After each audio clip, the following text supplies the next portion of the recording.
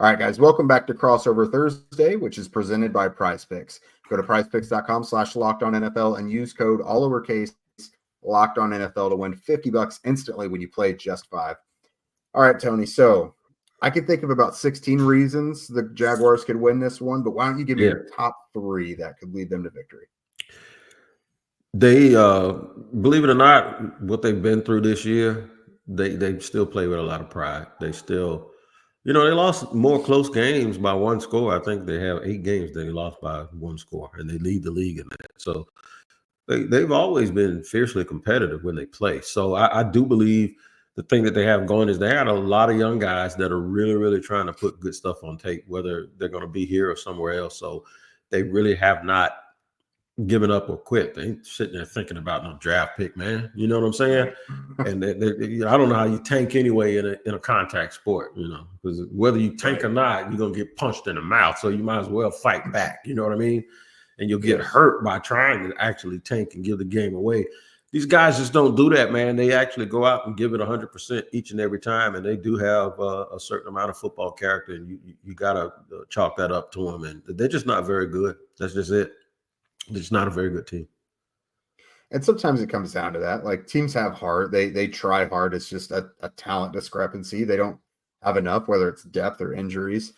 For the Colts, I mean, I got to keep it simple because, again, like I said, you never know what they're going to do.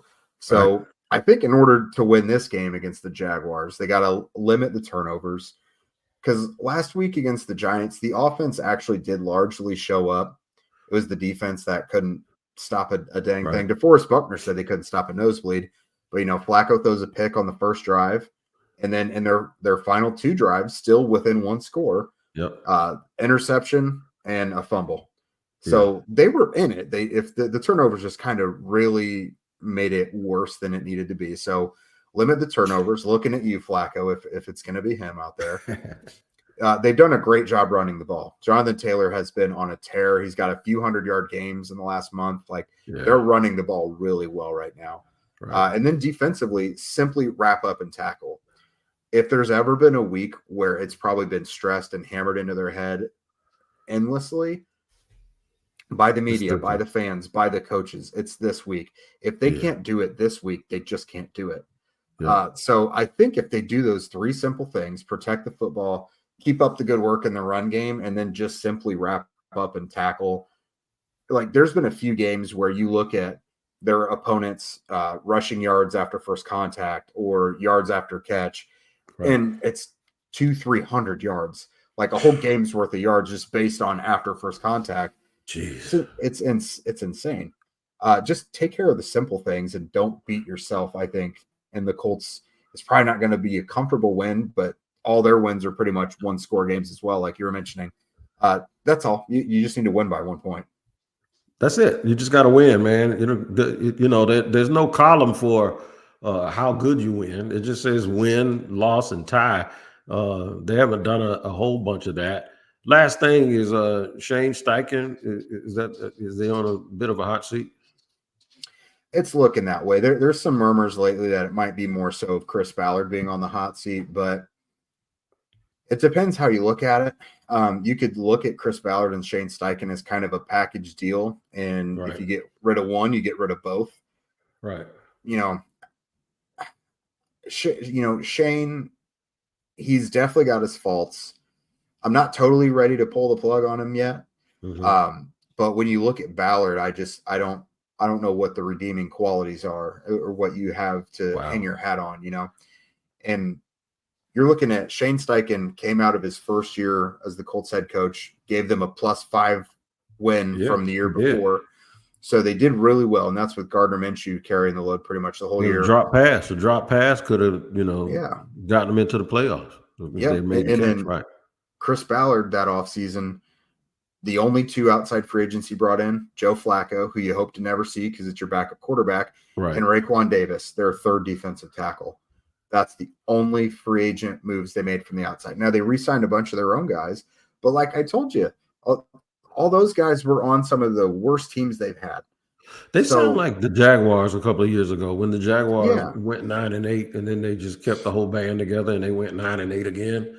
Yeah. And then in this past season, they tried to call themselves a draft and develop team, and then they go out and get extra people, and they have the worst season that you could have. So obviously, they're not a draft and develop team, man. Right. And, I say that works if there's patience involved, but right. you're not supposed to regress to that level. And, No, you're kind not. of not really addressing things in free agency makes it so your draft picks have to hit. They have to contribute right away and be Yep. studs. And the Colts, they hit more so on like day 3 players than they do early round guys. And that's just what their roster's full of, basically. I'm not going to give a score prediction, but I do. I don't think the Jaguars are going to win this game. I think the Colts are going to figure out a way to beat them. They're going to get swept by Jacksonville. If Jacksonville does win, they'll be 4-2 in the division.